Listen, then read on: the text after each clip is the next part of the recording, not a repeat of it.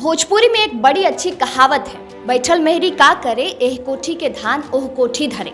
आजकल यह कहावत बिहार की राजनीति में पूरी तरह से फिट बैठ रही है।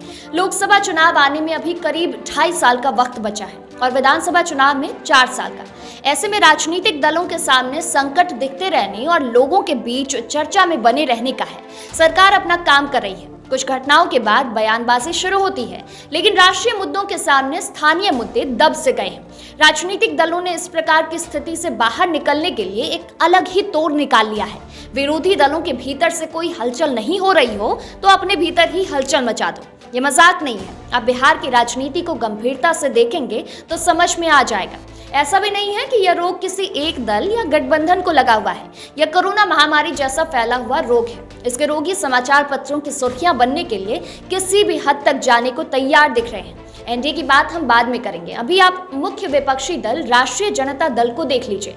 पिछले 6 माह से लगातार पार्टी में अनबन चल रही है। हम बात बिल्कुल भी राजद सुप्रीमो लालू प्रसाद यादव के बड़े बेटे तेजप्रताप यादव के निजी जीवन पर नहीं करने वाले हैं। वह उनके घर का मामला है, लेकिन सार्वजनिक जीवन में वो कुछ ऐसा कर रहे हैं कि चर्चा का विषय बने हुए हैं। पहले खुद को कृष्ण और छोटे भाई तेजस्वी यादव को अर्जुन बता दिया।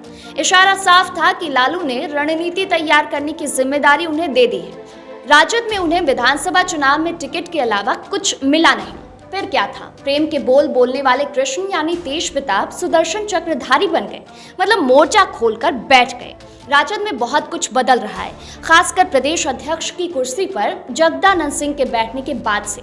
तेजप्रताप तो ठहरे कृष्ण, उन्हें कौन रोक सकता है? भ्रम में थे। जगदा बाबू ने राजद कार्यालय में बैठकी और दरबारी पर रोक लगाई हुई है। ऐसे में तेजप्रताप की हैसियत भी एक विधायक की आंकी गई।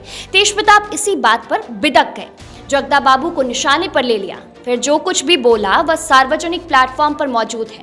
छोटे भाई से मिलने पहुंचे तो संजय यादव ने रोक क्या लिया, उसी से भिड़ गए। वह तो बीमार लालू यादव ने दिल्ली से बुलवा भेजा तो वहां गए। लालू और राबड़ी ने समझाया तो वृंदावन हो लिए।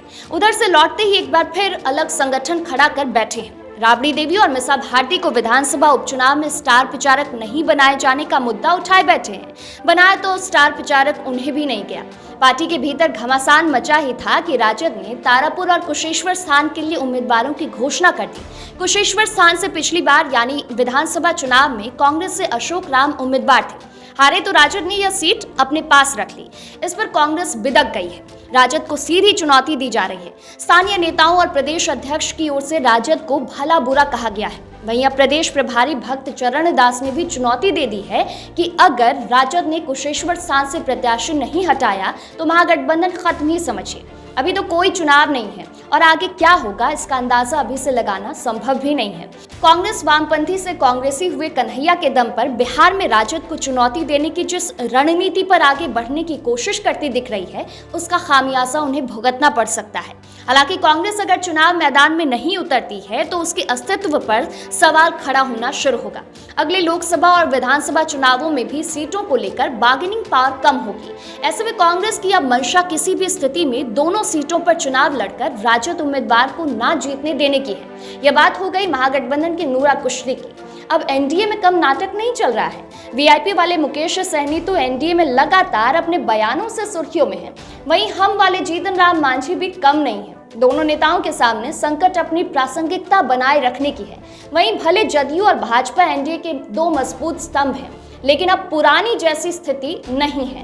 जातिगत जनगणना हो या फिर नीति आयोग की रिपोर्ट में बिहार की खराब स्थिति का मामला, दोनों दलों के नेताओं की राय अलग अलग रही है। यह सब मीडिया रिपोर्ट में खुद को बनाए रहने के लिए किया जाने वाला प्रयास है। अगर आप इससे किसी नए समीकरण की उम्मीद लगा रहे हैं तो निश्चित तौर पर आप धोखा खाएंगे।